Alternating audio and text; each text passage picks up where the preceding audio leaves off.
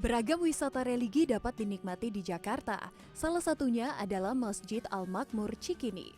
Berkunjung ke tempat ini bukan hanya menenangkan pikiran, namun kita bisa mempelajari sejarah dan belajar tentang arsitektur tradisional.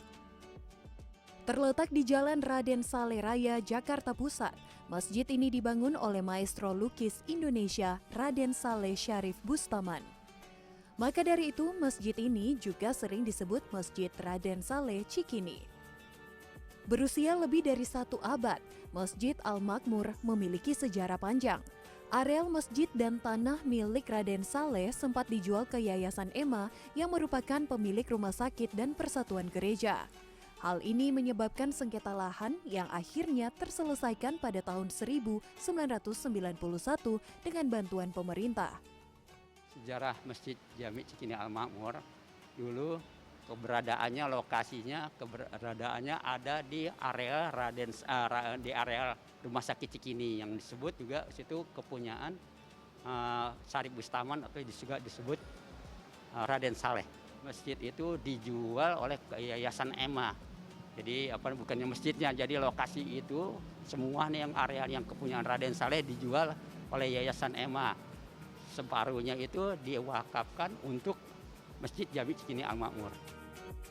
Selain sejarahnya, yang tak kalah menarik dari Masjid Al-Makmur adalah arsitekturnya. Masjid Al-Makmur Cikini memadukan gaya arsitektur Betawi dan juga Tionghoa. Jika dilihat dari atap bangunan utama dari masjid ini mengikuti arsitektur Tionghoa, sedangkan pintu dan juga jendelanya yang berbentuk melengkung di bagian atas adalah arsitektur gaya Betawi. Sejak dibangun pada tahun 1860 hingga akhirnya dipugar pada tahun 1924, keaslian dari bangunan masjid ini tetap dijaga hingga kini.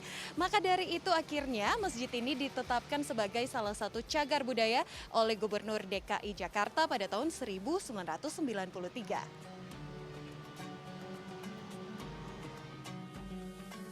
Keaslian bangunan dan lambang syarikat Islam termasuk tulisan Arab di bagian depan atas bangunan juga tetap dipertahankan dan menjadi ciri khas tersendiri dari masjid ini. Bangunan masjid memiliki 2 lantai yang difungsikan sebagai tempat ibadah sholat yang bisa menampung hingga 1.000 jemaah. Di bulan Ramadan, masjid ini sering dikunjungi jemaah untuk beribadah, buka puasa bersama, dan pesantren kilat.